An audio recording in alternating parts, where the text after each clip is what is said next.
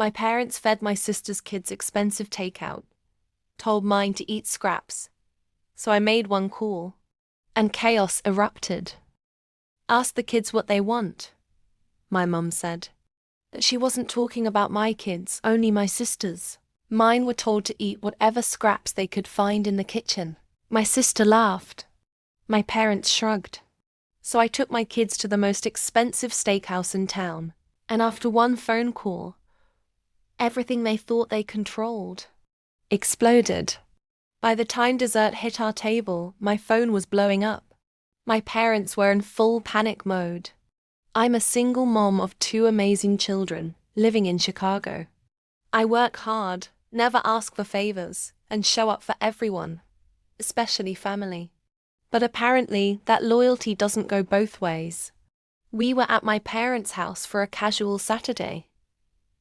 The plan? Order food, hang out. But when it was time to pick dinner, my mom turned to my sister's kids, her favorites, and asked, "What do you want? Pizza? Chinese?" My kids smiled, hopeful. But then my dad said, "Your kids can just eat whatever scraps they find in the kitchen." I froze. Even my kids looked confused. But the real gut punch? My sister laughed. "Yeah, they're used to basic food, right?" That was it. I calmly stood up, grabbed my kids' backpacks and said, "Let's go somewhere we're appreciated." 30 minutes later, we were seated in a private booth at Prime and Ember, a luxury steakhouse overlooking the lake. But before we ordered, I made one call, to someone my parents forgot I knew, their landlord.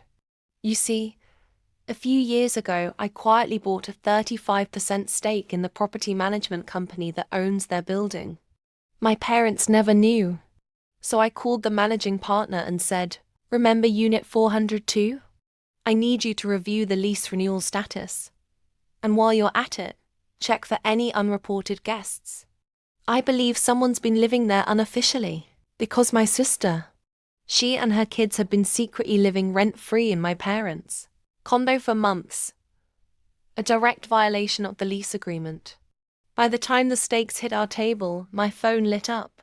20 missed calls, 14 messages, all from my parents. The texts? "Why would you do this? The landlord is threatening to terminate our lease. Call US back immediately."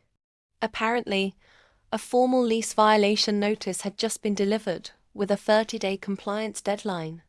And the cherry on top, the lease was flagged for unauthorized subletting, which meant potential fines or eviction. My kids looked up at me and asked, "Why are Grandma and Grandpa so mad?" I smiled, because they finally learned what it feels like to be treated like they don't matter. We finished our meal. No rush, no guilt, just laughter, dessert, and dignity.